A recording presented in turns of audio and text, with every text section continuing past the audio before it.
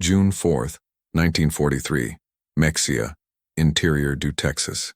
Seeing electric lights on wooden houses, crops with automated irrigation, and children running with soda bottles in their hands, Lieutenant Friedrich Radke thought silently, the Americans were lying. According to the doctrine he had been taught since 1933, this country was a weak, racially degenerate patchwork on the verge of economic and moral collapse. But outside the train window, what he saw was not decay. It was abundance. This contradiction was only the first crack in the ideological wall built by the Third Reich. In the months that followed, tens of thousands of German POWs would experience something even more devastating than defeat in combat: the realization that they had completely underestimated the enemy's capability. American industry didn't beat them with tanks. They beat them with working toilets, plenty of food, and electricity where they didn't even think there was civilization. This is the technical account of a silent defeat, fought not on the battlefields of Europe, but in the prison camps of Texas. The story of how Germany's greatest war machine collapsed in the face of what it despised most, the routine of a free country. But before we dive into the data, there's one statistic that defines this story more accurately than any account. In less than 3 years, the United States built 2,110 Liberty ships, an average of 3 per day. In the same period, they aired a B-24 Liberator bomber every 63 minutes, 24 hours a day. While facing 2 war fronts, they still fed their population, their armies, and their prisoners. Germany, which promised 1,000 years of glory, saw its war machine choke in front of an American spreadsheet. The war was already lost before they even realized it. If you value this type of rigorous research and believe that the story needs to be told with data, not slogans, consider leaving your like and subscribing. This helps this channel continue to show not only who won, but how. May 1943. Under the merciless Tunisian sun, an entire army lays down its arms. General Jürgen von Arnim, commander of the Axis forces in North Africa, signs the final surrender before British and American troops. It is estimated that between 250,000 and 275,000 German and Italian soldiers were captured, among them the hard core of the Afrika Korps. Men who had led the British back to Egypt, faced the deserts with discipline, and made Rommel look invincible. For these soldiers, trained from their youth under the doctrine of German superiority, the end in Africa was inconceivable, and yet it came with humiliating rapidity. The pride they carried in Wehrmacht uniforms was beginning to erode in the desert sands. It was not just a military surrender. It was the first internal collapse of a narrative sustained by racial mythology, industrial propaganda, and blind faith in German efficiency. When they were taken to improvised camps in Algeria, the first logistical clashes began to emerge. The evacuation of tens of thousands of prisoners, under controlled sanitary and food conditions, takes place with precision. No delay, no improvisation. The Germans, accustomed to the exhausting complexity of their own operations, look with increasing disdain at an American machine that seems to work not by genius, but by scale and method. There was no tactical genius, there was mathematical power. Thousands of prisoners are identified, screened, vaccinated, fed, and reorganized for transport in a matter of days. What the German High Command called a disorganized enemy turned out to be a logistical system that operated like a steel clock: impersonal, massive, ruthlessly efficient. At this point, a veteran of the French and Russian campaign, Oberfeldwebel Friedrich Radke, would note in his diary, "There is something profoundly demoralizing about being processed as cargo by an enemy who shows no hurry, anger, or fear. They just do what needs to be done, and they do it fast." The Americans did not win with speeches but with forms, trucks, and procedures. Each soldier was photographed, recorded, examined, all in fluent German. American officers had been trained exclusively for this moment, with dictionaries, manuals, and protocols. The culture shock began in the small gestures: the food, the language, the tranquility of the enemy, and already signaled that that war would not be won with bravery or infantry tactics. But the first real impact would come to the table. At the Oran camp, while waiting for ships to cross the Atlantic, prisoners were fed what they thought was officers' food: fresh white bread, meat twice a day, real coffee. Most believed it to be a staging, an attempt at propaganda, but they would soon discover that this was just the standard military ration of the United States Army. One detail that none of them had been prepared to accept: the enemy's soldiers ate better than the German officers on campaign. Here, It is worth pausing for a statistical finding that quietly destroyed the self-confidence of the German army. In 1943, the United States produced about 700,000 tons of beef per month, while Germany could barely supply its forces with 80,000 tons on the entire Eastern Front. This means that at the height of the war, American meat production was almost 10 times higher than Germany's, even though it supplied two fronts and still fed prisoners. If you were surprised by this proportion, comment below. Shocking data, but it was just the beginning. Crossing the Atlantic aboard Liberty ships would serve as a crash course in what the Americans called serial production. Each ship carrying them had been assembled within days. The SS Robert E. Peary, built in 4 days and 15 hours, was the symbol of an industry that did not stop. The Germans, accustomed to the meticulousness of precision engineering, laughed when they heard about it, until they boarded. The ships, although simple, were solid, functional, operating. They were not made to impress. They were made to work, and they worked. The prisoners were beginning to realize American logic was not aesthetic. It was practical, and that's why he won.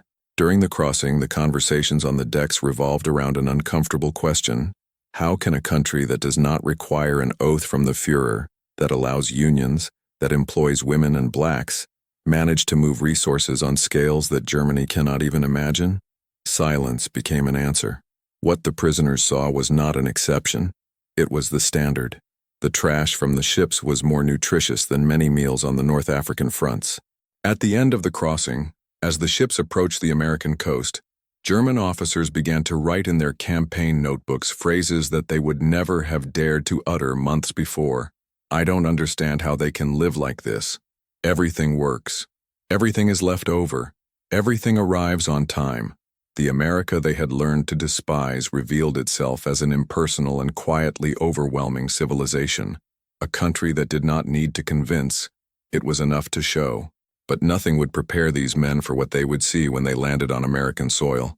As it crossed the docks of Norfolk Naval Base, Nazi propaganda would begin to die, not from guns, but from cranes. And there, the true deconstruction of the myth began. Arrival at the Allied sorting camps in North Africa was supposed to represent the beginning of punishment for the German prisoners. The expectation was of disorganization, hunger, and repression, perhaps something equivalent to what the Germans themselves imposed on their prisoners in Eastern Europe. But what they found was, above all, method. In the first few minutes, American officers fluent in German gave clear orders, distributed forms, separated prisoners by category, rank, medical condition, and ideological risk. Each man received a photo ID and code.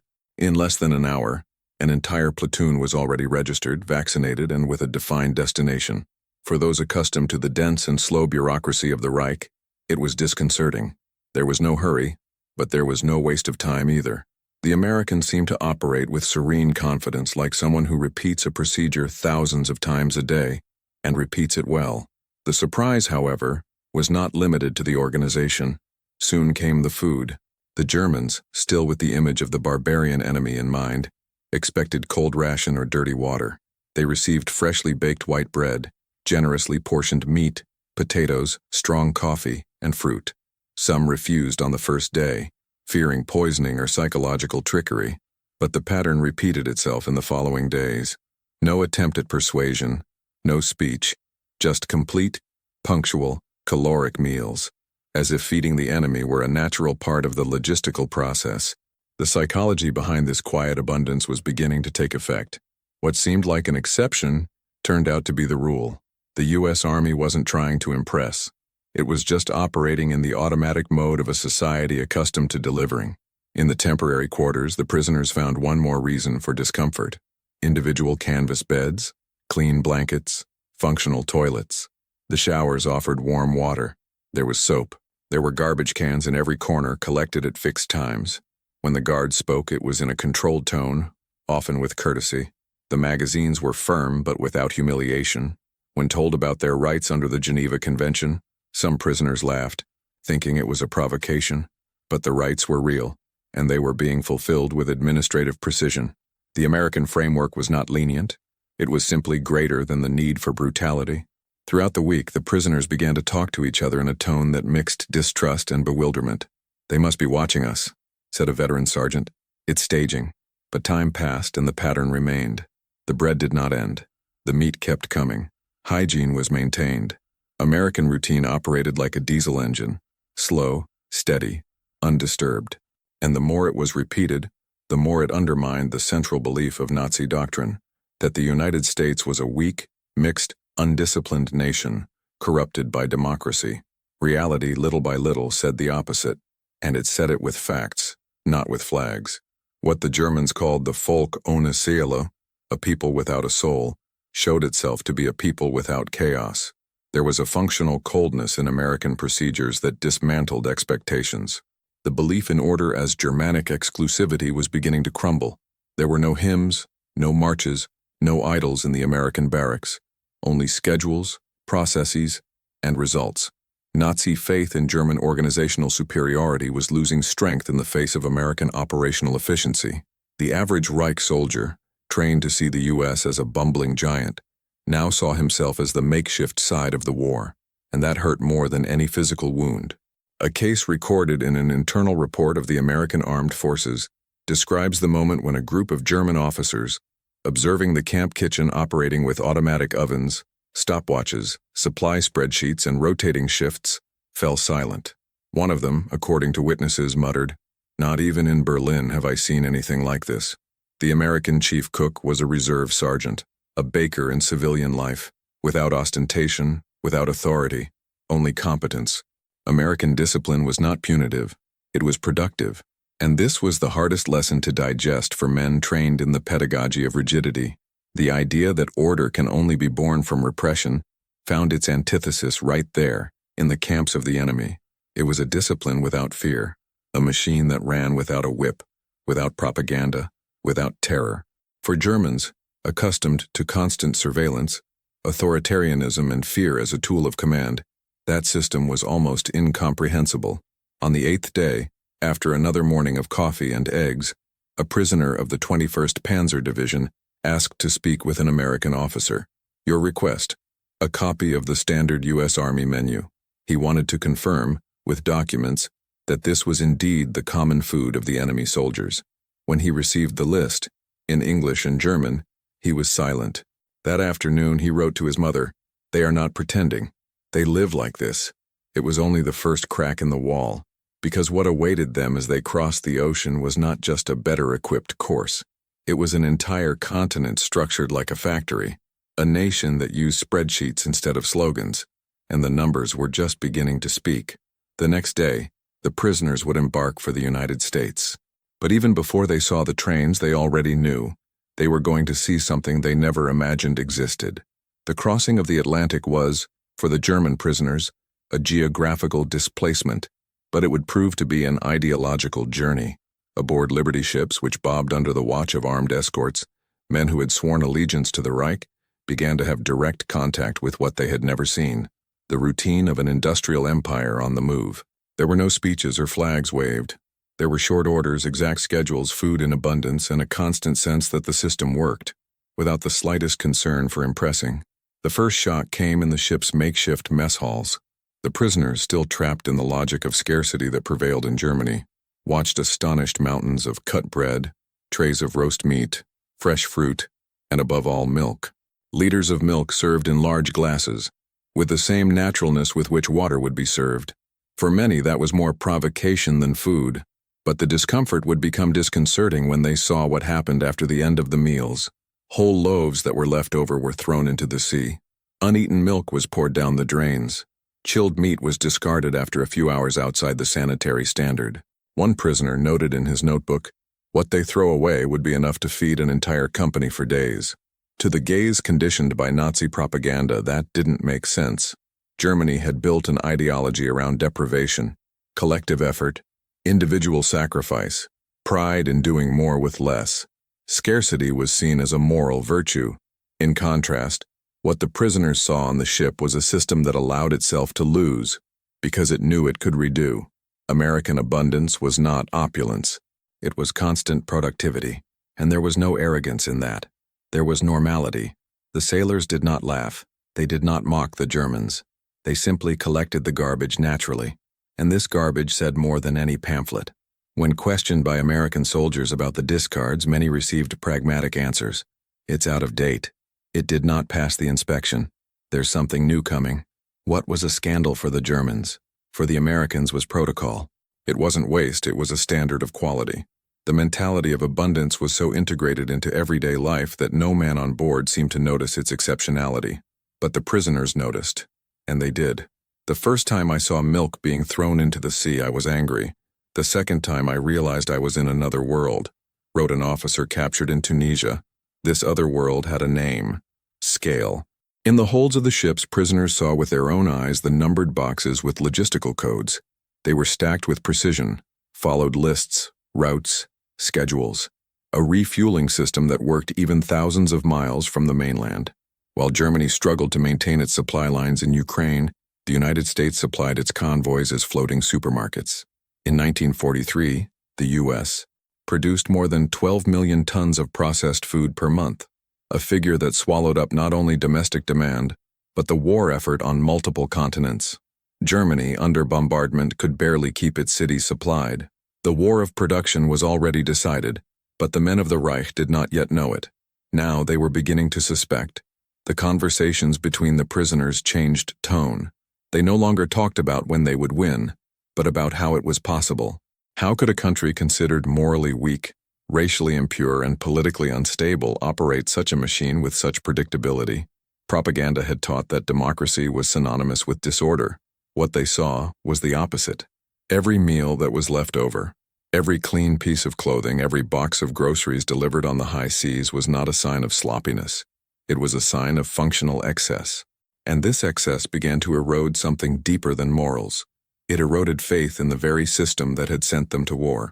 On one of these days of crossing, one of the most experienced German officers, a graduate in industrial engineering in Leipzig, reportedly said to another cellmate, "If they waste this, it is because they have already produced 3 times as much.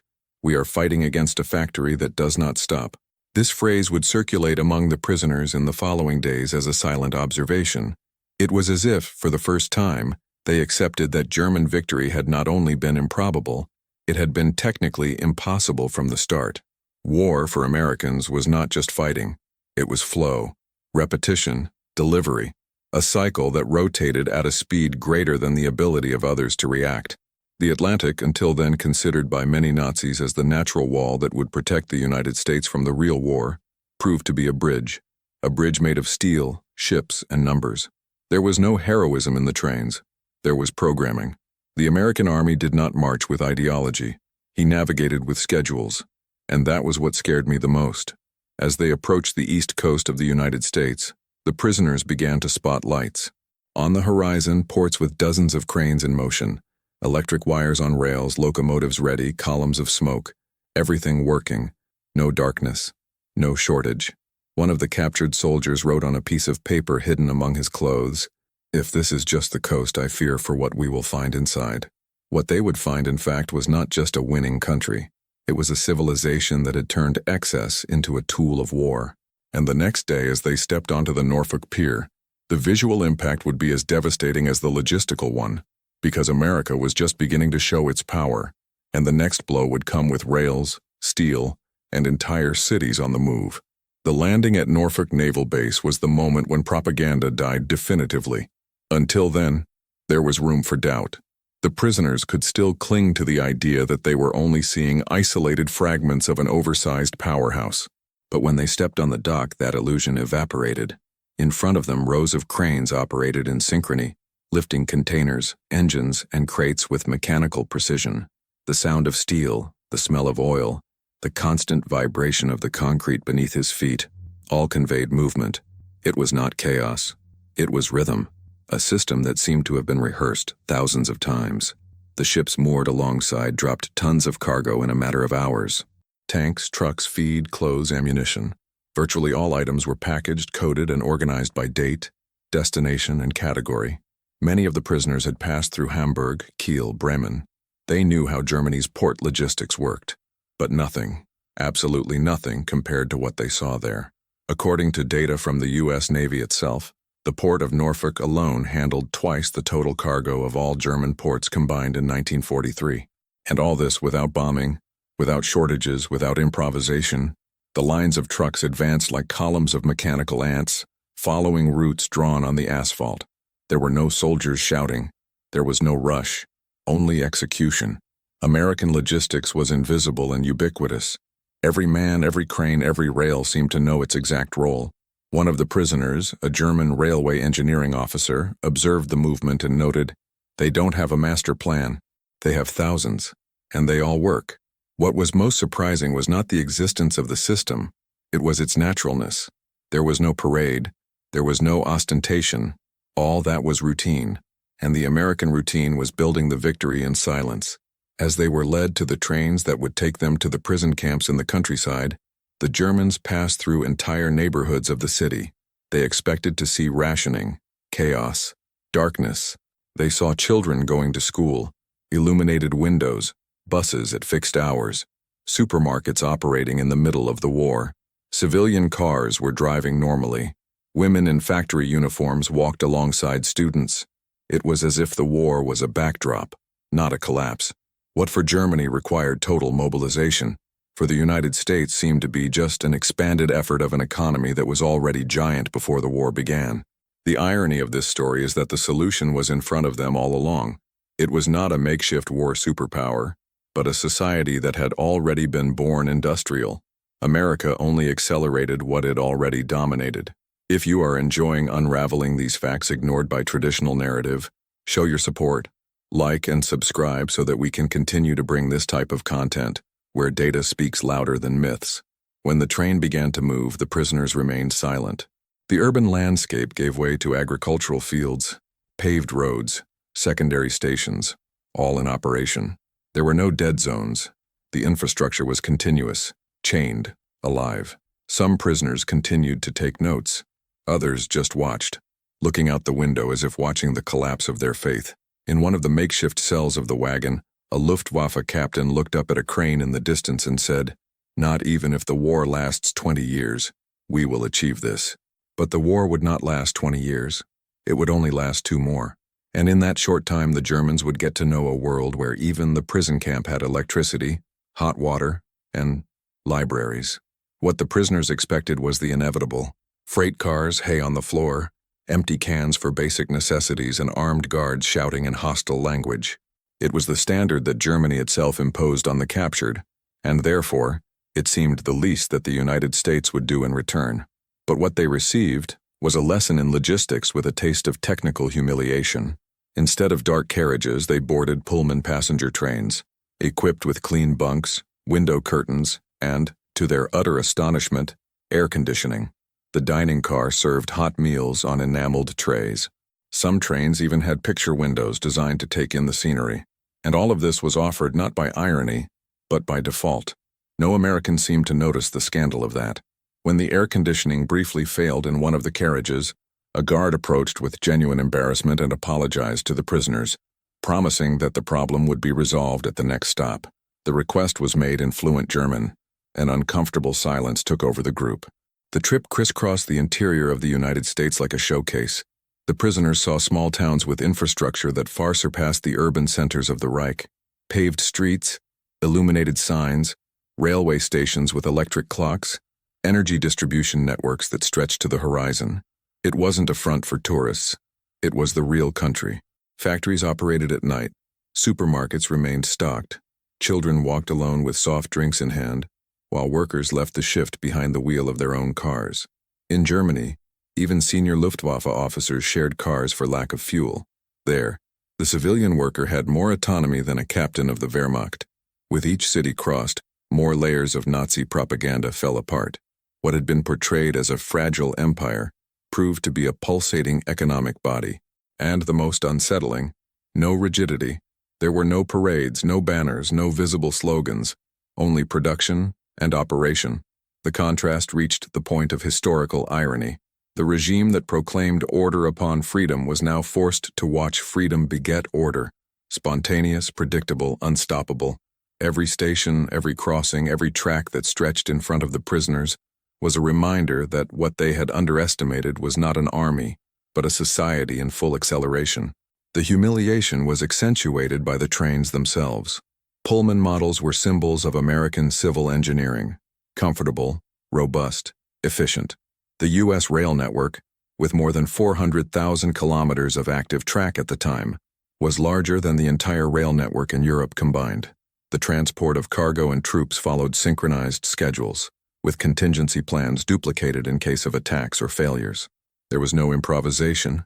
There was redundancy, planning, anticipation, and the prisoners were now being transported by this same system that, days before, they had judged incapable of confronting the Reich. One piece of information circulated among American guards and officers and reached the ears of prisoners through field translators and interpreters.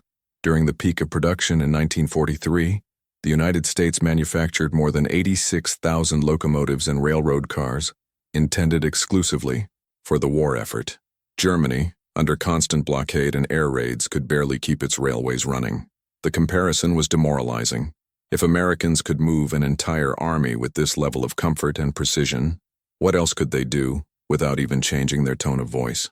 In the internal records of the prison camps, a German officer is said to have confided that the worst part of the trip was not fatigue or fear. It was the realization that they were being treated well by a system, that they didn't even have to try. "They don't want to humiliate us," he wrote, "but they can do it anyway." The ideological collapse did not come by violence. He came out of courtesy, for a glass of cold juice in the middle of nowhere, by guards who knew their names, for a train that was not delayed. At each stop, the contrast was magnified. Clean stations, functional bathrooms, stocked snack bars, a world where everything seemed to work, including for enemies. When one of the cars made a brief maintenance stop in a Tennessee town, the prisoners were kept on the train, but they were able to observe local residents offering fruit, bread, and cigarettes to the guards. A young American even waved to the men trapped behind the windows. No one answered. The culture shock had become personal. The soldier who had been trained to hate now had to deal with warmth, and with the evidence that it was not weakness. The train was moving forward and pride was retreating. Not just military pride, but civilizational pride. The belief in a modern, industrial Germany fragmented with every mile. If this was rural America, what awaited them in the industrial centers? The question hung silently, like smoke from the chimneys that crisscrossed them. The answer would come soon, in the form of factories larger than cities and planes manufactured faster than bombs could fall. Because what the trains were carrying wasn't just prisoners, it was witnesses. And at the next stop, they would see American production operate in its purest form, invisible, silent, and total. As the train moved into the interior of the United States, the landscape left behind the cranes and engines of the Atlantic coast, giving way to open fields, sprawling plantations, and small towns, scattered like points of light on the map. It was in this scenario that the prisoners expected to finally see some weakness. The logic taught by his superiors was clear. Industrial America lived on the coasts, in the big cities. The rural interior should be decadent, ill-equipped, backward, perhaps even illiterate. But as night fell, the theory faded along with the myth. Because those small communities, lost among rivers, rails, and cornfields, turned on their lights as if the war were a continent away. Detached houses with power poles, agricultural sheds with electric fans, illuminated grocery stores with stocked windows and radios playing at low volume. To the prisoners, that didn't make sense. In Germany, electricity was rationed even in medium-sized cities. Blackouts became routine after the first British bombings. The industry sucked up everything that was available. In the agricultural heartland of America, the surplus was visible even in the power grid. It wasn't propaganda, it was structure. This stark contrast was the result of a political decision made years before the war, the Rural Electrification Act, passed in 1936. While Germany invested its resources in tanks, autarkies, and armaments, the United States had decided to connect every last farmer to the power grid. The measure, at the time, was considered too ambitious, even utopian. But in 1943, it revealed its most strategic face, a nation completely connected, from the coast to the interior. Thanks to this initiative, more than 90% of rural areas in the United States already had electricity even before Pearl Harbor. Electricity allowed for refrigeration, automated irrigation, radio communications, agricultural mechanization, all of which freed up more civilian workers for the war industry. It was a silent chain of productivity, and for the Germans, an enigma. As they traversed states like Kentucky, Missouri, and Kansas, prisoners observed details that, to Americans, were invisible out of habit. The villages had schools with night lighting. The silos operated with electric lifts. Village railway stations had illuminated signs and radio communication systems. A German sergeant, with a degree in electrical engineering, remarked bitterly, "They have more poles here between cows and corn than Berlin has between Kreuzberg and Charlottenburg." The observation was accurate. In 1943, the United States had about 2.7 million kilometers of rural transmission lines, a number that made Germany's electrical infrastructure look medieval. It was the triumph of normality as a tool of war. But what destabilized most was the absence of tension. The houses were lit up, without fear of bombing. The radios broadcast children's programs, not advertising. The lights on the streetlights were not turned off out of fear, but because it was time to sleep. The routine took its course, undisturbed. And there, in the middle of nowhere, the prisoners began to understand that they were facing something much bigger than an army. They were facing a model of civilization that transformed comfort into efficiency and abundance into weapon. The Nazi doctrine preached that the strong people were forged in scarcity. But the Americans seemed to show that true strength came from excess, when well organized. In a camp in Arkansas, where they were to be temporarily installed, the Germans found living quarters with individual electric light, lamps in every room, fans, and even running water heated by automatic boilers. The cafeteria worked with an electric stopwatch. The guards controlled security with portable radios. There was a library with its own lighting, and local newspapers were delivered every week.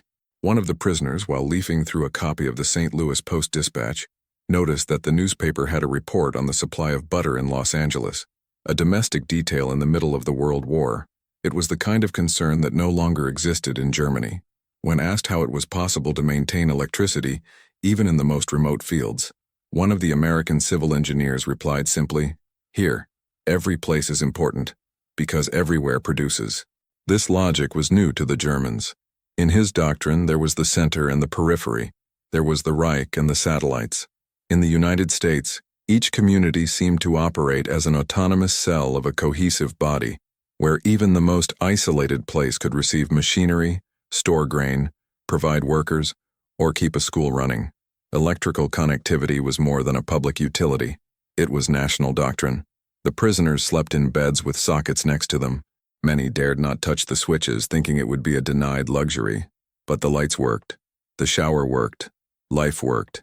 And this constant functioning was more painful than any cell, because it was not imposed. It was spontaneous. It did not come from a Führer. It came from a system that relied on its own flow, a system where the state organized, but did not dominate. To those who had learned that true strength came from continual sacrifice, this daily life seemed like a farce. But the farce was repeated every day, in every city, in every house, and the more it was repeated, the truer it became. One German officer, a prisoner in Texas, summed up his experience in a letter censored but preserved in the archives. The biggest shock was not the tanks, it was the lamps, because they never go out. The next morning, as they headed to the final camp where they would be housed, the prisoners would pass through a small town where what awaited them was no longer light, but movement. Because there, even during the night, the factories were still working, and what they produced was more than ammunition. It was the end of the war, on an industrial scale. The train was moving through the industrial heartland of the United States when the prisoners were seized by a new kind of silence, no longer the silence of fear, but the silence of technical incomprehension.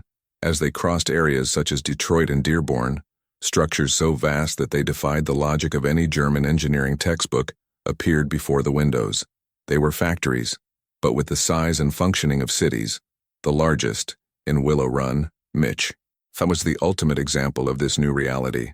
A Ford-designed plant that single-handedly produced a B-24 Liberator bomber every 63 minutes. A 4-engine plane with more than 18,000 parts was completed in less time than it took for a Luftwaffe unit to refuel and arm a fighter. The Germans did not know. No one outside Allied technical circles really understood the scale of this feat, because it wasn't just an assembly line, it was an industrial choreography. In Germany's doctrinal view, war-making was an effort of austerity, sweat, and forced discipline. It was expected that workers would be controlled, submitted, surveilled, But in Ford's lines, what they saw was efficiency without oppression. Workers operating with serenity. Workers focused on their duties. Automatic conveyors carrying engines from one sector to another. Shifts with stocked cafeterias and constant lighting. The speed was high, but not chaotic. There were no sergeants shouting, no officers supervising severally. Just productivity. Scheduled. Mechanized. Impersonal. Prisoners with technical training wrote down data, made mental sketches, tried to calculate the logistics involved. How were pieces received from all over the country? How was it possible to supply such a vast assembly line with daily precision? Where were the bottlenecks? But there were no bottlenecks. Because the factory did not depend on improvisation, it was the end product of a railroad, energy, agricultural, and political system that operated in unison. The raw material arrived by rails, processed by machines that worked with constant energy, handled by workers trained in technical courses offered by the government itself. It was a machine bigger than war. One of the prisoners, an engineer in the German automotive industry before his enlistment, reportedly said when he saw the Willow Run extension, "If they can do it with planes, what can't they do with tanks, ammunition, ships?" The answer was, in fact, in the numbers.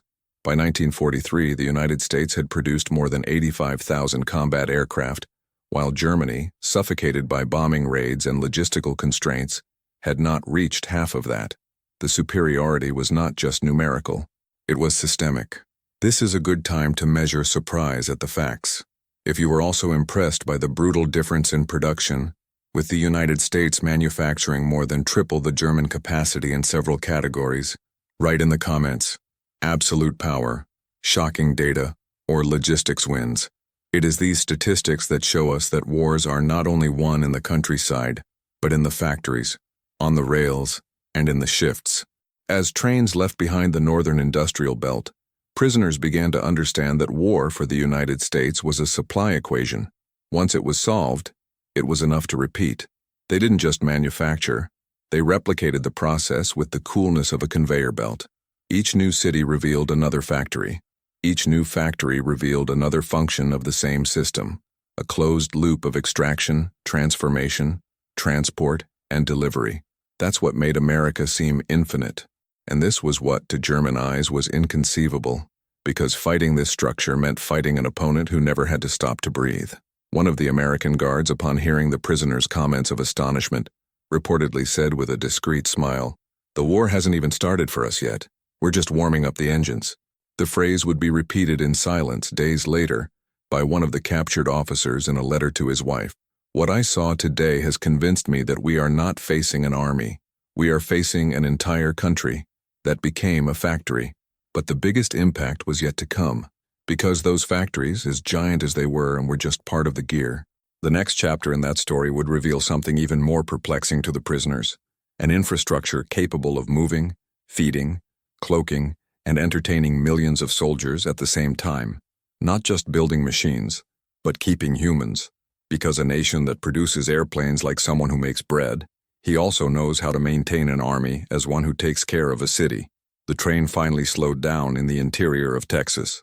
There were no waiting riot troops, no electric fences or dogs.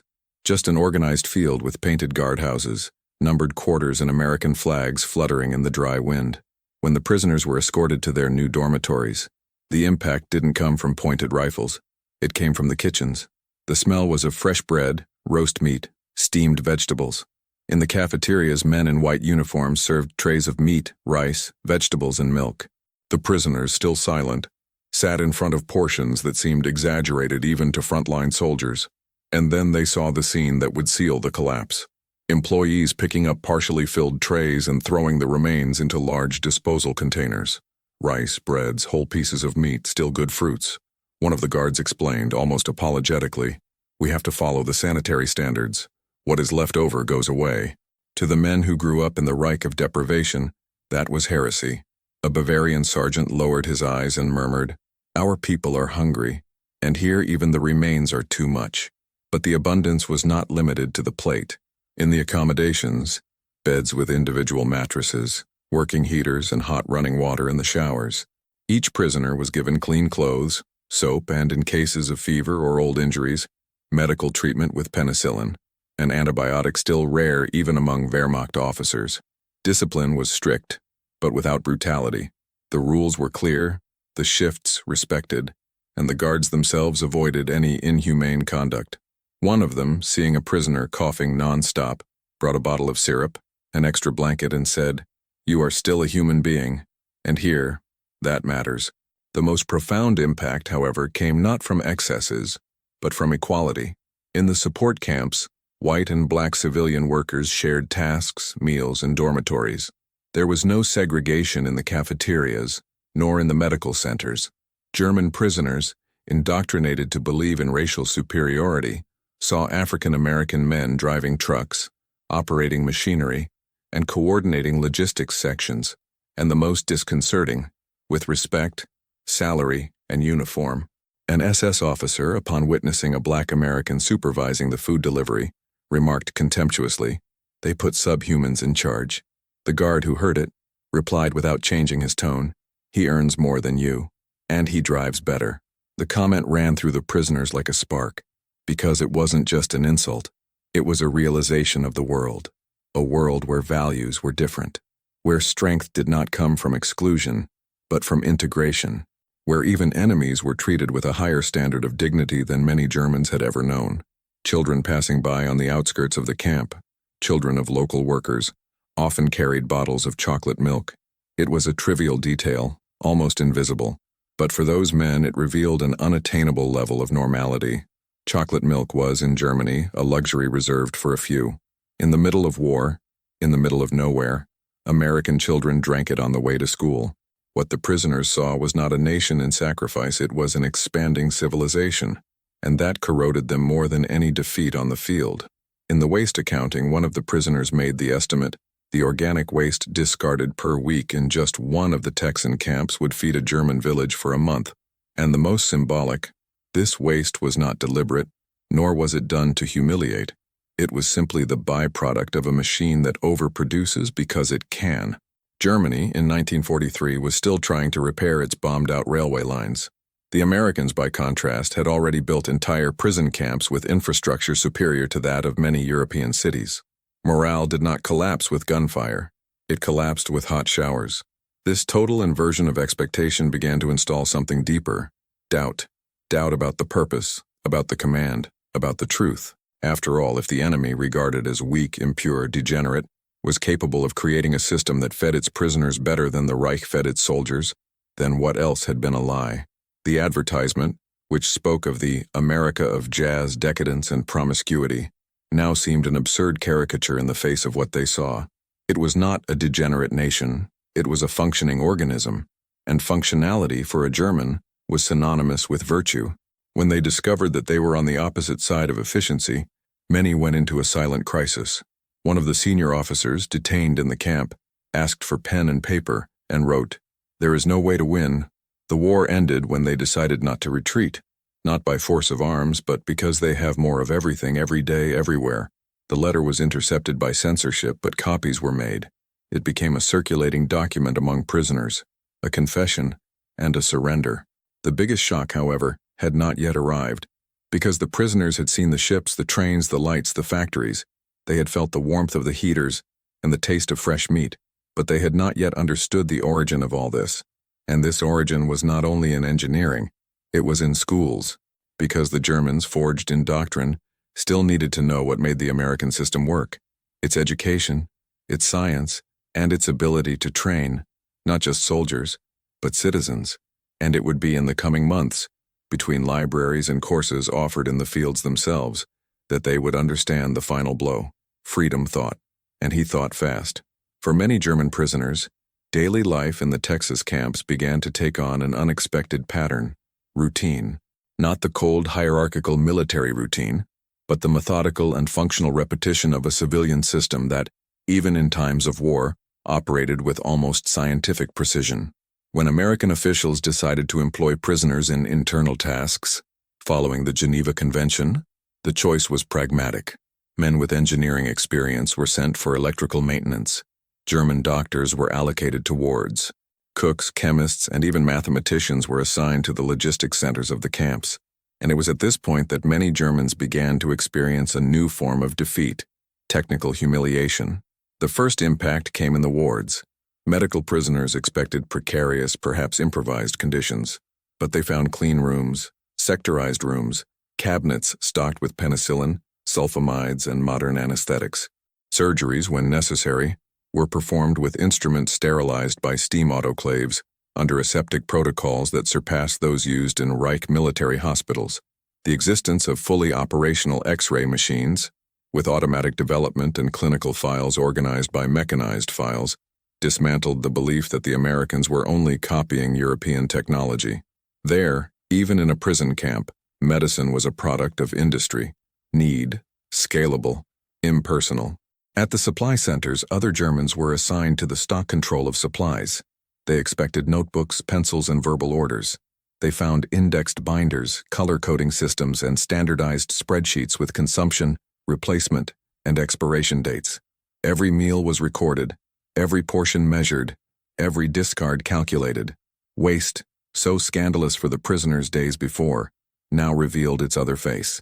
It was controlled, monitored, transformed into statistics. American logistics was not a succession of improvisations. It was a system of gears where everything, even garbage, was predicted. In the kitchens, the scenario bordered on futurism. Industrial equipment, automatic ovens, mixers with timer, boilers regulated by electric thermostats. In one of the units, prisoners were instructed to operate a baking machine capable of producing more than 1,000 loaves of bread per hour, with humidity, fermentation, and cooking time control centralized in a single panel. Many simply did not know how to operate the devices. One lieutenant, stunned by the ease with which a Texan cook coordinated the production of meals for 800 men, muttered, "In Germany, we would need 40 soldiers for this, and it would still come out wrong." More telling than the equipment, however, was the spirit of the system. Nothing worked by blind discipline. Everything worked because there was a method, and replicable method. The prisoners began to realize that they were within a different logic. The Americans did not seek excellence by imposition. They created it by standardization. An ordinary soldier, a civilian worker, or even a prisoner could operate a complex system, because the system was designed to work independently of individual genius. It was the triumph of democratic engineering, and for men forged in a doctrine that glorified the technical heroism of the elite. It was an insult to intelligence, but an insult impossible to refute. Some more experienced prisoners asked to see the technical manuals. They discovered that the operational guides for the kitchens, infirmaries, and workshops were produced with clear, numbered, and illustrated instructions. Everything could be taught. Nothing was a state secret. The idea that knowledge should be controlled, hierarchized, denied to inferiors, seemed to have been discarded in the United States in favor of a more devastating principle: knowledge as a public utility, and with it, efficiency became universal. In the workshops, the pattern was repeated: electric motors with scheduled preventive maintenance, tools organized by usage code, uniforms distributed based on wear sheets. Even the prisoners' uniforms, numbered, washed, replaced, obeyed an implacable logic of functioning. Nothing was left to chance. A prisoner who had been a supervisor at an armaments factory in Saxony wrote in his diary, "Here, even screws are routine, and that defeats us more than any weapon." By comparing the available data with German standards, some captured officers came to the same conclusion. The United States was, technically, 10 years ahead. The war wasn't just a battle of tanks and planes. It was a race between systems, and the American system was winning without having to lie, without having to hide, without having to destroy. It just worked. In an informal session in the mess hall, a group of prisoners discussed what had impressed them most. It wasn't the food, nor electricity. It was the organization. One of them said, "If a country is able to set this up for enemies, imagine what he does for his soldiers." The phrase ran across the field like a sentence, because it revealed the center of the crisis. They were not only defeated, they were denied. Every room, every piece of equipment, every chart filled in by hand with machine-like precision, all pointed to a fundamental error in Reich doctrine. They had underestimated the enemy's intelligence, and what awaited them in the coming days was even more disturbing, because they had not yet seen the true engine of American supremacy. It wasn't the factories, neither do the trains. It was something more subtle, more invisible, and infinitely more powerful, the culture of multiplication. Because while Germany was trying to preserve its excellence under bombing, the Americans had already mastered the art of copying excellence en masse. And that was what would begin to emerge, disguised as entertainment in the next blocks of free time. Cinemas, newspapers, books, classes.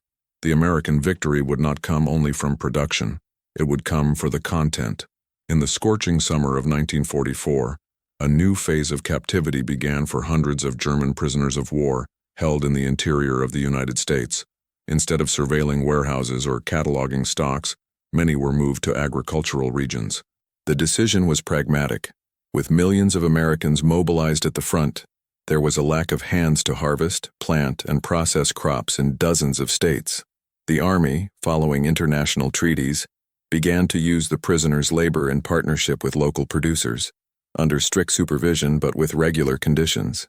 For the Germans, accustomed to imagining agriculture as a backward, rustic, and almost artisanal sector, what would reveal itself before their eyes was a new type of battle, the war won by the soil. On the plains of Iowa, in the fields of Kansas, in the fields of Texas and Arkansas, the men of the Reich found not rural poverty but a green arsenal. John Deere tractors, with huge wheels and diesel engines, did in minutes what 100 men would do in a day. Self-propelled harvesters scooped up entire rows of wheat while beside it. Refrigerated trucks waited to transport the grain. Mechanized warehouses processed tons with conveyors, grain elevators, and automatic scales. Logistics, once again, emerged as the true invisible force of the United States. And in the field she was more ruthless than in industry. On an average Texas farm, prisoners calculated that the number of tractors and farm implements available to a single family exceeded the total value of many farms in Germany. "These peasants are richer than our officers," muttered one of them, as he watched the farmer monitor the automated irrigation with the aid of a hydraulic stopwatch. Another prisoner, a former geography teacher, wrote down production data. Cornfields that were lost on the horizon, precisely irrigated hectares, sheds with artificial ventilation and silos with temperature sensors. There was nothing like it in any of the provinces of the Reich, and the most humiliating, it was not made by any elite. They were farmers, peasants, ordinary citizens. Nazi doctrine had grounded territorial expansion on the idea of Lebensraum, the living space necessary for the German people to prosper. Eastern Europe, its fertile lands, its vast fields, would be occupied, organized, exploited. But given what they saw in the United States, that logic seemed like a bitter joke, because here the space already existed. What's more, it was cultivated with an efficiency that made the very idea of scarcity seem ridiculous. The United States did not conquer land to survive. They cultivated the ones they had, with science, machines, energy, and organization. In the cafeterias of the farms, the prisoners observed details that continued to deconstruct their beliefs. The milk was cooled in tanks with a thermostat. The corn harvested in the morning was processed into canned goods in the same afternoon. Workers wore clean clothes, protected their eyes with sunglasses, and took regular hydration breaks, even on days of heavy harvest. And again, racial diversity appeared. Whites and blacks worked side by side, supervised by women in many cases, with no signs of a crisis of authority.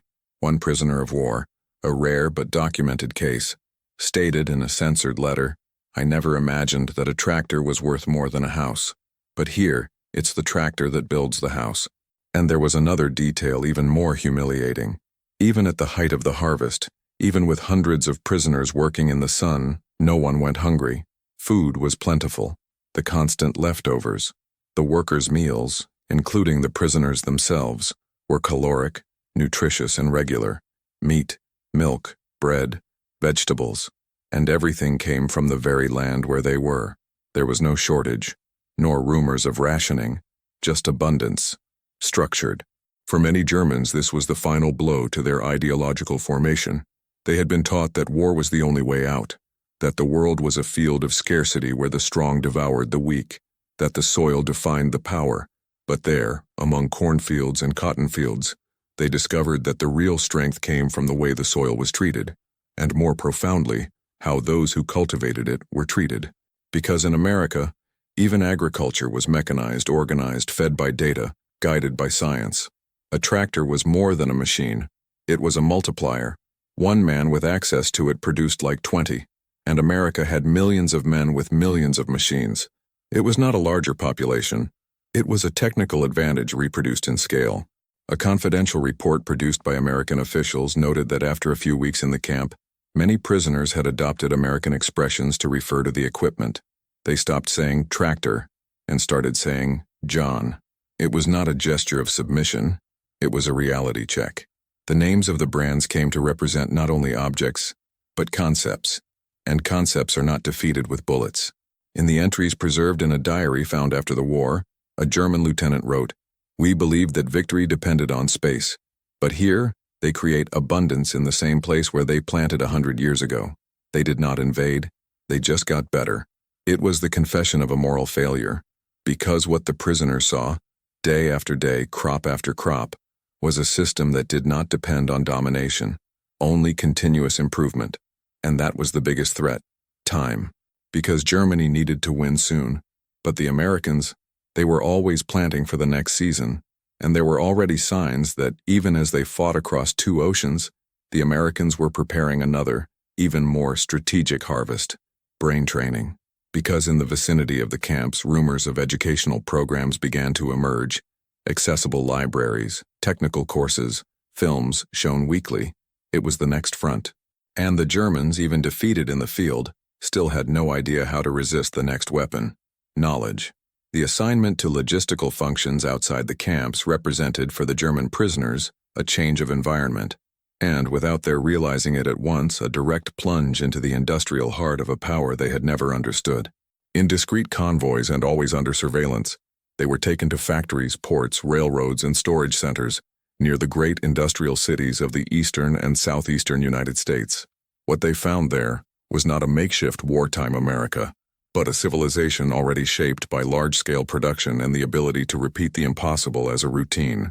In Youngstown, Ohio, the group of prisoners who were helping to clean up the surroundings of a steel mill watched in disbelief the operation of a blast furnace that operated 24 hours a day, pouring thousands of tons of crude steel into continuous lines.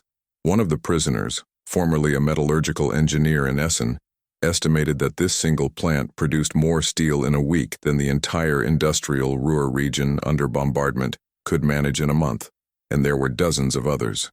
When they questioned the guards about how many such plants existed in the U.S., they heard the dry answer, more than 100, and most of them run non-stop.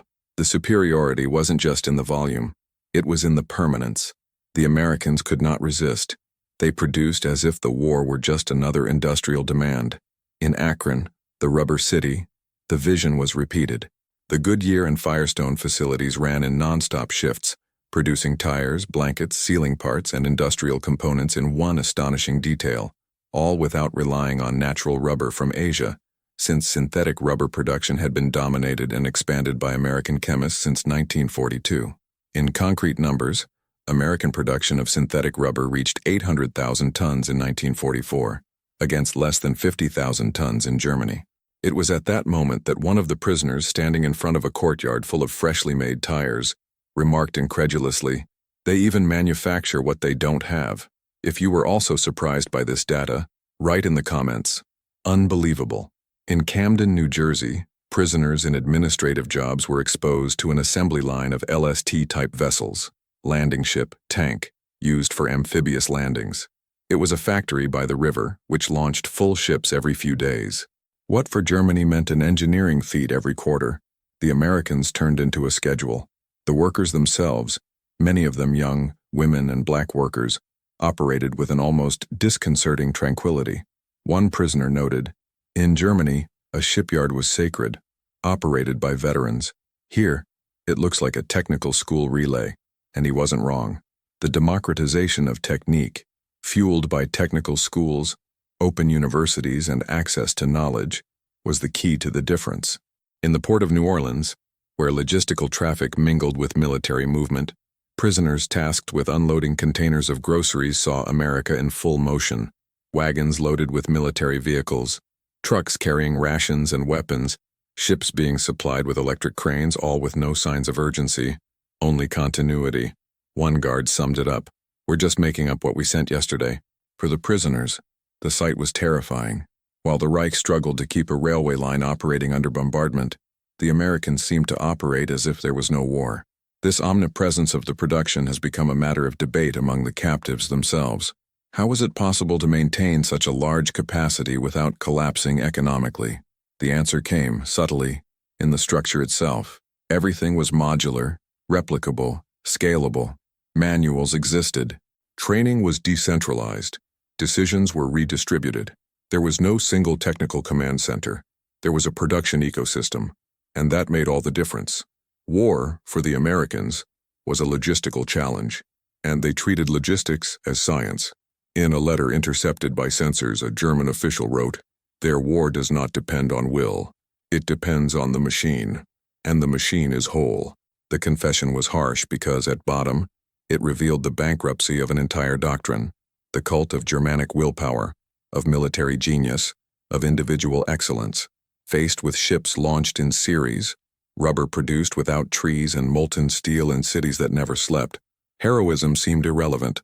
Winning wasn't a matter of courage, it was a matter of scale.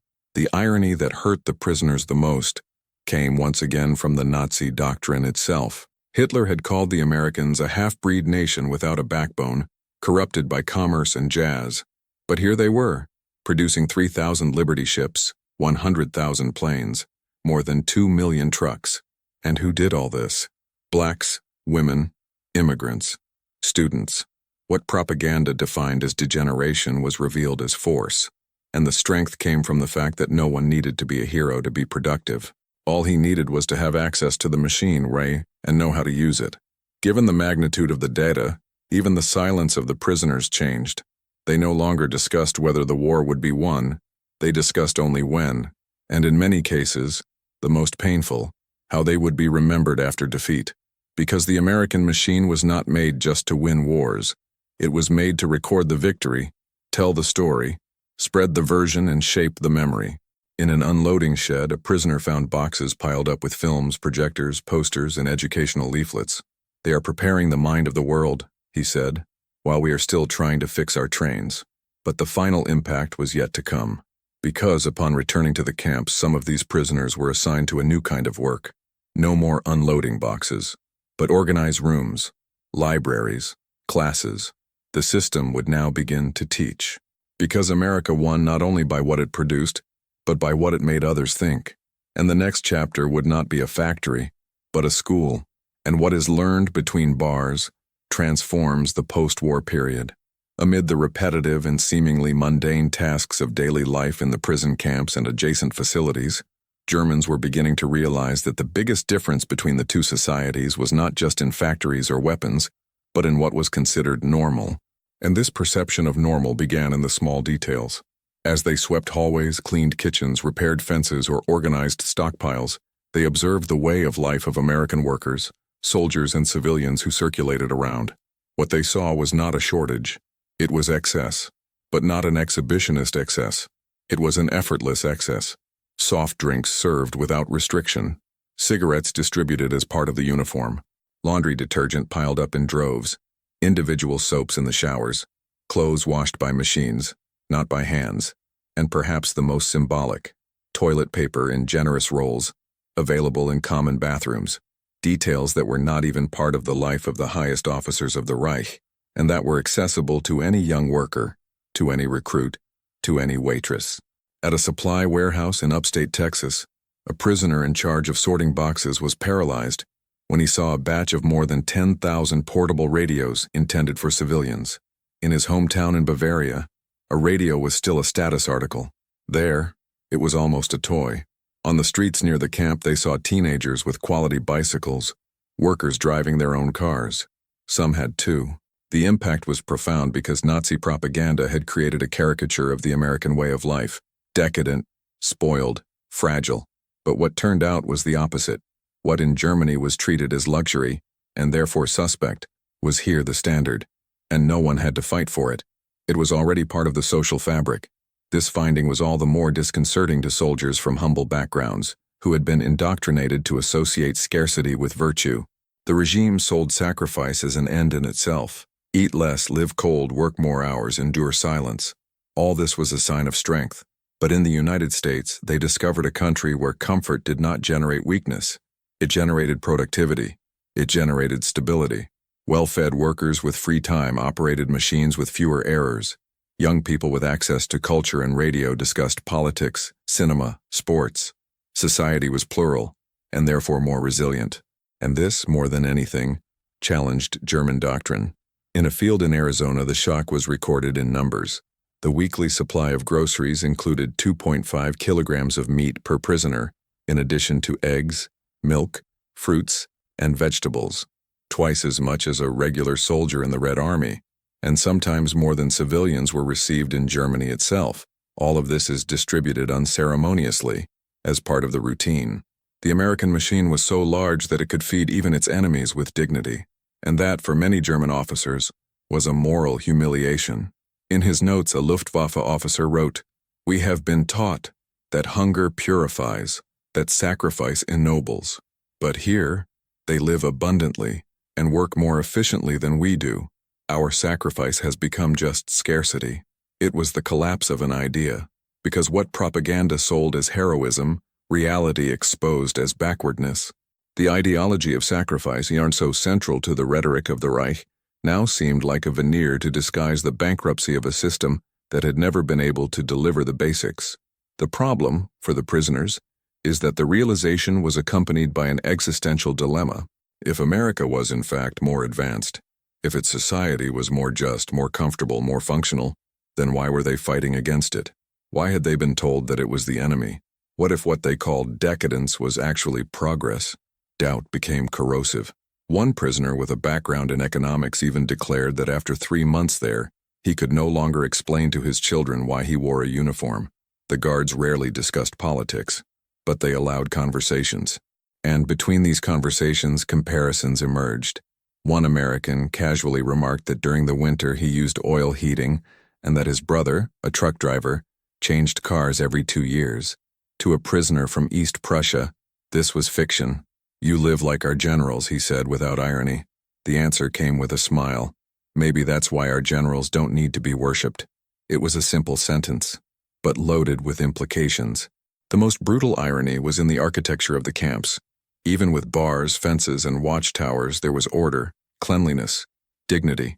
The sheds had heating, the beds were clean, the bathrooms worked, there were libraries, there was cinema. One of the camps even offered basic English courses. None of these actions were part of a re-education plan. They were just part of how Americans operated the system, with protocol, with structure, efficiently, because the excess there was not ostentation, it was method. For those who had been taught to despise comfort as weakness, the field became a daily lesson that true strength is built on the foundation, not on deprivation. War had been sold as a struggle between civilizations, but on the other side there was no barbarism. There was soap, there was hot coffee, there were clean towels, a system that could offer that to prisoners. What would he not do for his soldiers? And at this point, the final shock of this phase, the comparison was no longer between Germany's present and the United States' present. It was between Germany's future, even if it won, and the American present. Because even in victory, the Reich would never be able to offer that. I didn't have the resources, I didn't have the method, and perhaps most importantly, he didn't have the desire. But this was not the last blow, because in the coming days, some of the most qualified prisoners, engineers, teachers, technicians, would be invited to participate in something even more disturbing, an American initiative to teach, catalog, and train, not just vanquish the enemy, but shape it, not just arrest, but convert, because America's most efficient weapon was not steel, nor oil, nor airplanes. That was the idea, and ideas, when well-nourished, do not need a uniform. They just need time. On Christmas Eve 1943, the prison camps on American soil were filled with an unusual silence. Not the silence of fear or repression, but that of bewilderment. At dawn, civilian trucks began arriving with hand-wrapped boxes. There were homemade cakes, sweetbreads, packages of cookies, dried fruits, cigarettes, and even small toys. None of them sent by family members, all sent by strangers. Scouts, local churches, community associations, families who lived in the vicinity, people who theoretically had every reason to hate those men, but that instead chose to treat them as humans. Each box was accompanied by a note. Many read only, "Merry Christmas," even in difficult times. For prisoners who had been brought up with the idea that the enemy was weak, degenerate, and inhumane, that gesture was more devastating than any bombing. In several camps, the guards organized small concerts with musician soldiers.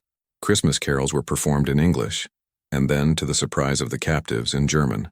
At Fort Bliss in Texas, a choir of prisoners sang "Stille Nacht" in choked voices as civilians watched outside the fence. Some cried, others applauded. No insult was uttered. There were no provocations, just respect. Silent and, for that very reason, devastating. Throughout that week, special meals were served, not out of pity, but out of principle. The U.S. government had determined that prisoners should receive treatment compatible with the Geneva Convention, and in many cases the interpretation was generous. Dinners with fresh meat, desserts, juices, wine in small quantities, all offered naturally, as if there were no war, as if war did not have the power to nullify the human. American doctors made rounds more frequently. Nurses asked about pain, symptoms, even homesickness. A Wehrmacht soldier wrote in his diary, "They ask how I feel, and wait for the answer." The impact of this was hard to explain, because it wasn't grandiose. It was everyday, and precisely for this reason, destructive. The American machine, which they judged to be cold, technical, impersonal, also had room for empathy, and empathy coming from the enemy disarms with more force than any cannon. In January 1944, 3 prisoners received news that their parents had died in Allied bombing raids in Germany. The message arrived through diplomatic channels, but it was not delivered in a bureaucratic way. The camp commandant made a point of calling them individually, offering condolences, granting them a few days off from activities, and allowing them to write letters with emotional freedom, something rarely allowed in Reich censorship. One of them, who had been a Nazi ideological instructor, declared days later, "I was treated with more dignity by my enemy than by any superior in Germany." The ideological break was profound, because until then, there was still among many prisoners the belief that American strength was mechanical, artificial, soulless. But the gestures of compassion belied this illusion. What they saw now was a kind of force that was even more dangerous to the Nazi narrative, the force that doesn't need to impose itself, the leadership that doesn't need shouting, the authority that is born of civility. This transformation was discreetly recorded in diaries, censored letters, and post-war accounts. One of them said, "In Germany, we teach our children to fear what is different. Here they educate their children to understand." The contrast between the values propagated and the values lived slowly eroded the foundations of Nazi identity. Education by obedience was replaced there by education by example. Even among the most resistant officers, breaches emerged. The generosity of the medical system, the courtesy of the guards, the ability to go to libraries and participate in educational activities, all this revealed that the enemy was not what they had promised. The regime's morality, built on fear and supremacy, was faced with a disconcerting alternative, a society that did not need to humiliate to win.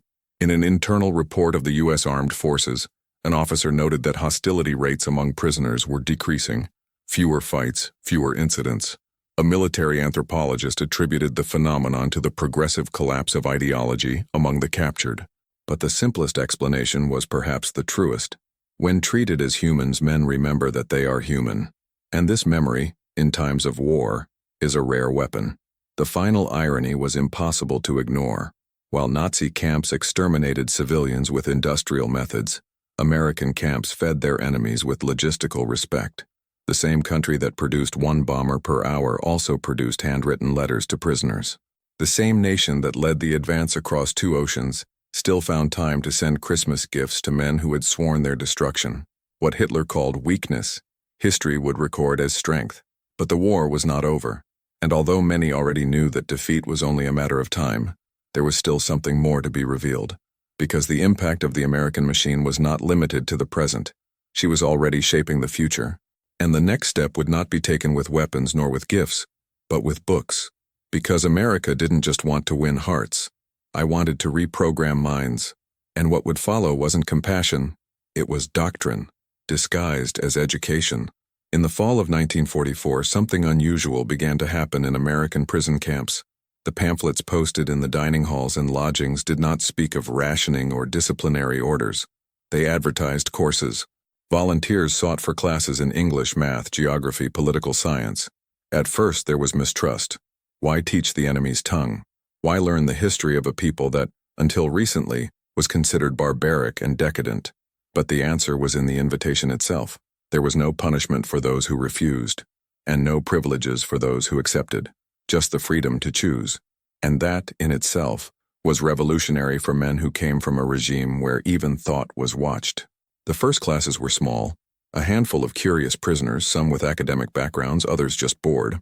But as classes progressed, something began to change. The seats began to be disputed. The books, copied by hand. The English-German dictionary has become an item of value. In American history classes, we didn't just talk about victories. We also discussed mistakes, slavery, constitutional flaws, segregation. It was allowed and encouraged to question. A Luftwaffe soldier, accustomed to the doctrine of the Führerprinzip, wrote, "I have never seen a professor admit that his country has erred. Here, that seems to be part of the teaching." More than content, the prisoners learned a new method. The professors, many of them civilians recruited from nearby universities, others German Jewish refugees who had escaped Germany, did not impose ideas. They provoked questions. One of them, when addressing Roosevelt's New Deal, asked, "If a government makes mistakes, who should correct it?" The silence was broken by a hesitant prisoner. The people themselves? The teacher just smiled. And the class continued. That was America's secret weapon. Not to convince, but to allow the other to find out on his own. The libraries of the camps were expanded. Works in German, English, and translations of Western classics have been added to the collection. Books that had been burned on Goebbels' orders now circulated freely among the captives. Prisoners who had participated in Nazi rallies in Berlin now read Thomas Paine, Voltaire, Hannah Arendt. Some copied excerpts in improvised notebooks. Others, in silence, began to doubt what once seemed certain. The irony of this story is that the solution was in front of them all along. The ideological war that the Third Reich feared so much did not come through propaganda. It came through logic, doubt, structured thinking. If you're enjoying unraveling these facts and believe that the story hides in the less obvious details, show your support, like and subscribe, so we can bring you more detailed content like this. Because understanding how the human mind changes is just as important as understanding how the war was won. In the more structured fields, book clubs emerged, debate groups, writing workshops. In one of them, the task was to write an imaginary letter to a 10-year-old nephew explaining what democracy was. The result surprised even the teachers. Instead of repeating formulas, the prisoners began to describe freedom as the possibility of being heard, like the right to disagree, like the chance to change your mind without being punished for it. They were ceasing to be combatants and beginning to become citizens. The transformation was slow but profound. The breaking point came when some prisoners were encouraged to write opinion pieces. One of them, titled "The Weakness of the Single Command," compared the Nazi hierarchy with American production management. He concluded that decentralization, combined with freedom of thought, generated more innovation and less fear. The text circulated in other fields and reached the hands of American officials. One general commented, "If this man returns to Germany, he will no longer be our enemy." That was the plan. Not just neutralize, but planting an idea. The idea that there is another way. That freedom and order are not opposites. What efficiency can walk with empathy. That questioning is not betrayal. It is progress. That was America's silent weapon. To train men who no longer wanted to serve tyrants. In the spring of 1945, with the war drawing to a close, the camps organized the first symbolic closing ceremonies of the courses. There were no medals, just certificates and a short speech. You are no longer prisoners. They are witnesses. And that was the key, because each man who left there would take with him not only memories, but comparisons between what he lived and what he learned, between what he obeyed and what he came to understand. And a society begins to crumble when its ideas are no longer defended by conviction, but are sustained only by fear. But there was still one last lesson, one that would not come from books nor from teachers, but from the silence of a country town, where freedom was measured not by the absence of bars, but by the presence of possibilities, because the camp had only been the beginning, and what would follow would show definitively that the war of the mind was deeper and more lasting than any physical battle. On June 7, 1944, the prison camps in the United States dawned in dense silence. The day before, American newspapers had printed in large letters what many there were still trying to deny. The invasion of Normandy had begun. D-Day, as Americans called it, was real. Throughout that morning, groups of prisoners gathered around bulletin boards where special editions were pinned with thumbtacks. Headlines screamed absurd numbers: 6,000 warships and logistical support, 11,000 aircraft mobilized, more than 150,000 Allied troops landing simultaneously on 5 beaches. A number so large that not even the most optimistic calculations of the Wehrmacht dared to consider it feasible. Most were silent. Some shook their heads in disbelief. Others, sitting on the dirt floor, stared at the newspapers with opaque eyes, as if they were facing something that violated the laws of physics. The next day, the visual projections began. The newsreels brought by the Americans showed black and white scenes of an impossible war choreography. Aircraft carriers launching planes in successive waves, landing craft crashing into the beaches under heavy fire, bombers in formation covering the skies like mechanical clouds. Supply trains were already landing tons of ammunition and food, even as the battle was still ongoing. A Luftwaffe officer who had served on the Western Front was seen with his hands on his knees, staring at the screen with what one guard described as the look of a man who has seen his religion disproved. Because it wasn't just a military victory, it was a logistical humiliation. For years, the Germans believed in a doctrinal axiom that the moral strength and technical discipline of the German soldier would compensate for any material inferiority.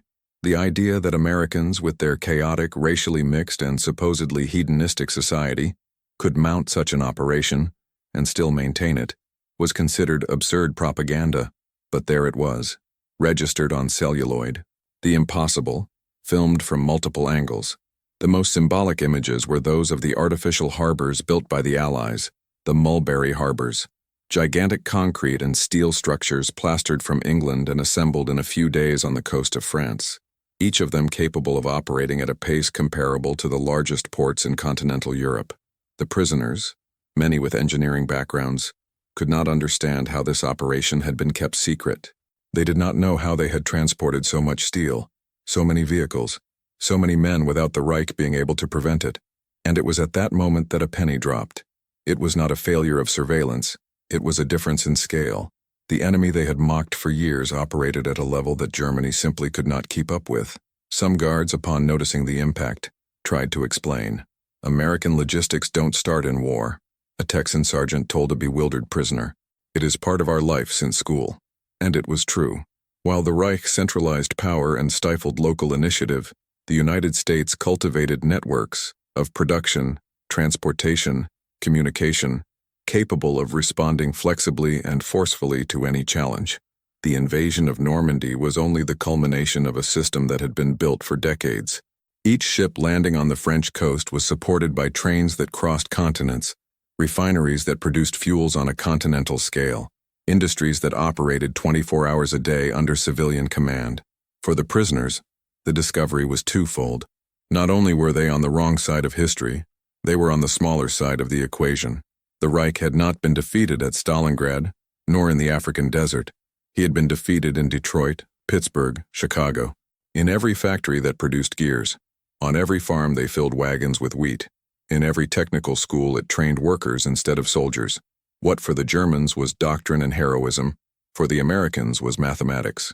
An SS prisoner, whose name has been withheld from the records, wrote in his diary, "We fear the will of the Soviets, the power of the British, but we ignore the quiet force of the Americans. They didn't scream, they produced." The note was intercepted by the censorship and sent to Washington as an example of the psychological impact of the operation. Many cried when they saw the images of Normandy, not out of patriotism, but out of shame. They cried because they finally understood that they were fighting against something they never understood, that his initial victories had been tactical deceptions against an enemy that was still warming up the engines, and that the war was lost before it even began. Not because they lacked courage, but because they lacked capacity. And what they didn't know in that moment of painful revelation is that the images they had just watched were only the surface, because the real impact of the invasion was not only on the beaches, it was in what was to come next, the final proof that modern warfare belongs not to the bravest, but to the most prepared. And this patient, modular, uninterrupted American preparation was about to reveal its quietest and most decisive trump card. In the winter of 1945, a new series of projections was organized in the prison camps in the United States. But this time, newsreels did not show columns of tanks or coordinated bombardments. There were no ships, no fleets, no factories, just silence and bodies, piles of bodies too thin to be alive, too thin to look human. The improvised screens in the courtyard showed the first images of the concentration camps liberated by the Allied troops: Bergen-Belsen, Buchenwald, Dachau. The audience was made up of captured German soldiers, many still in uniform. When the movie started, some looked away, others closed their eyes, but no one left. The reality, this time, was not accompanied by numbers or statistics. It came in the form of crude and irrefutable evidence. For months, most prisoners had clung to the idea that they were fighting for an ideal, that the war was against Bolshevism, against decadence, against disorder, who, despite the excesses, were on the side of order, of civilization, of the reconstruction of national pride. But the images cut through these beliefs like steel going through paper: gas chambers, cremation ovens, mountains of children's shoes. Advertising could not invent that, and even if he could, confirmations came from all sides. Red Cross reports, testimonies of German civilians, letters from family members. Even Reich radios admitted that something had gone out of control. But there, before his eyes, it was not outside. It was systematic, deliberate, cold. Some prisoners tried to argue. They said they didn't know, that it was the work of the SS, that the regular army would never be involved. But the explanations lost strength in the face of the amount of evidence. In one of the camps, a former Waffen-SS officer asked to leave the screening citing stomach pains. An American doctor examined him and said, "What you are feeling is not disease, it's awareness." The American guards made no speeches. They just watched. They knew that those images did not need interpretation. They did not require rhetoric. They spoke for themselves, and they spoke loudly. For the first time since capture, German pride dissolved not under machine guns, but under silence. One prisoner wrote in his diary, "We feared that we would be humiliated by defeat. We didn't know that we would be destroyed by the truth." In another camp, a group asked that weekly masses be allowed in honor of the victims. The request was authorized, but the chaplain suggested that they be open for discussion as well. Almost everyone participated. For the first time, many spoke of repentance. The change was visible. The debates in the courses began to deal with morality in times of war. Previously unthinkable questions began to be asked. What is obedience? When does loyalty become complicity? How far does individual responsibility go? The answers were not ready-made, but the mere fact that these questions circulated among former Nazi combatants showed that something had broken. The ideological system that underpinned the German regime, discipline, racial superiority, total order, was now seen as the backdrop for the horror. And the belief that they had fought for something noble did not resist the images of children starving to death in barbed wire enclosures. It was at this point that admiration for America took a qualitative leap. It is no longer based only on trains, cranes, or assembly lines. It has become ethical. The democratic structure that once seemed fragile, chaotic, slow, was now understood as a necessary break.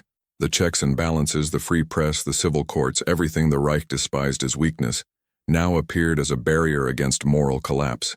The hated enemy came to be seen as a model, because in the end, the real power was not only in the factories, he was in the ability to be indignant at his own mistake. Some prisoners, already integrated into re-education programs, began to write articles denouncing the crimes of the regime. Others volunteered to help with reconstruction campaigns, not to erase the past, but to prevent it from repeating itself. One of them wrote, "Germany gave me a uniform, America gave me conscience." And that was the final turnaround. The real defeat was not military, it was spiritual, because what was there was noise was not just the Third Reich, it was the illusion of superiority, the belief that the world bows to force, that sacrifice is always noble, that obedience is always virtuous. In the following months, when the end of the war became official, many prisoners did not celebrate. They were too busy dealing with what they had seen, and with what they had done, or failed to prevent. Because for them, the post-war period would not be a liberation. It would be an intimate judgment, and silent. But the story still had one last chapter, because if the moral collapse had exposed the regime's lie, the post-war reconstruction would show who really won. And it wasn't just the one who produced the most. He was the one who managed to transform even his enemies, without violence, without imposition, without indoctrination, only with the strength of a model that, even if imperfect, knew how to recognize the value of human dignity. When the war finally ended, German prisoners began to leave the American camps with a feeling more complex than relief. There were no parades, no flags, no sense of mission accomplished. What occupied his suitcases, in addition to the objects allowed, was invisible. Doubts, learnings, contrasts. Many returned to bombed cities, lost families, and a country morally in ruins. But inside their backpacks, notebooks with notes on mechanized agriculture, handouts for economics courses, brochures on democracy, American history books, and warehouse management manuals occupied the space where once there was only ideology. They didn't come back defeated. They came back transformed. In a camp in Texas, a former Wehrmacht officer left with an entire book of notes on hospital organization. In another, in Kansas, a young engineer carefully guarded the technical drawings of an American harvester he had operated. In Arkansas, a group of prisoners said goodbye to teachers with whom they had studied English, thanking them in a still marked accent, but with impressive vocabulary. It wasn't just knowledge, it was guidance, a new mental map of what was possible to build. The American occupation of Germany would be a milestone, but the soil for reconstruction had already been fertilized by those men who, even under surveillance and in enemy territory, had experienced something radically new: freedom with order, abundance with responsibility, progress with justice. Many of these prisoners returned as opponents of Nazism, not because they were indoctrinated, but because they had seen a more efficient, more humane, more stable alternative.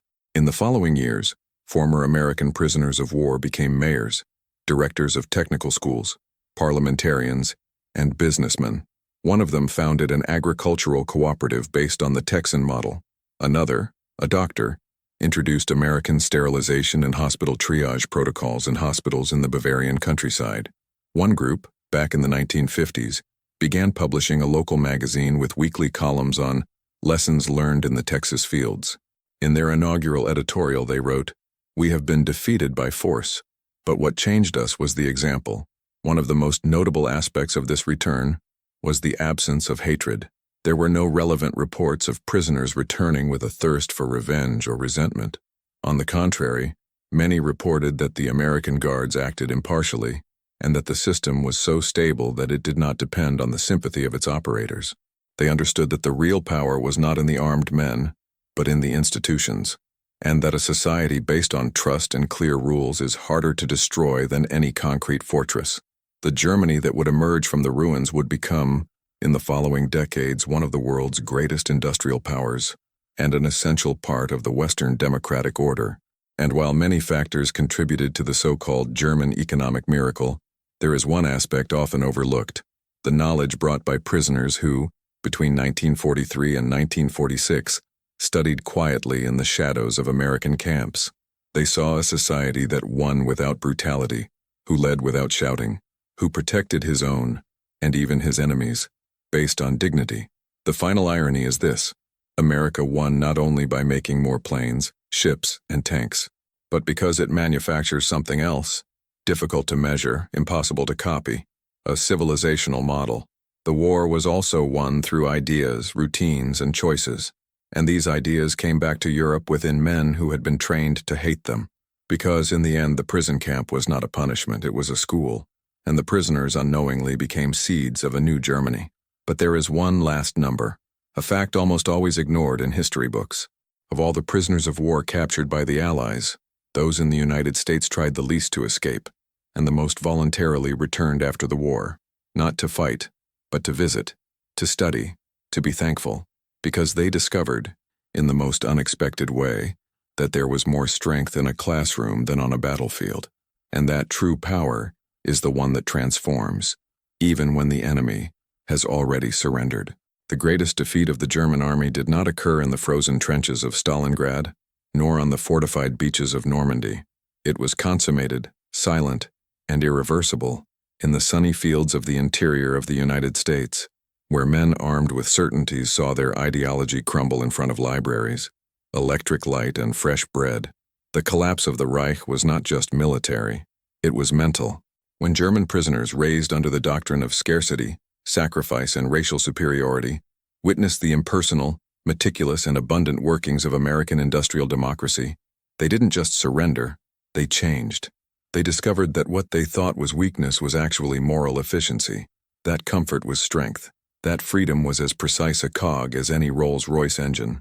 The universal lesson of this journey is brutal in its simplicity. Modern warfare is not won by courage or tactics alone. It is won by organization, scale, and purpose. A factory wins where a peloton fails. A supply line can make more than an army. And an idea, when combined with production, becomes indestructible. As General Alfred Jodl, already a prisoner, admitted, "We were defeated by trucks." If you believe in the importance of rescuing these truths that the manuals ignore, enjoy this video, subscribe, and activate the bell. Your participation is the fuel that keeps this historical investigation alive. And say in the comments, which data shocked you the most in this report? Because this story, despite being closed in the dates, continues to pulsate in the details it reveals. And don't go away yet. Listen to the next real story that will now appear on the screen. Always remember, logistics determines strategy. Watch the next video here on the channel with another incredible story.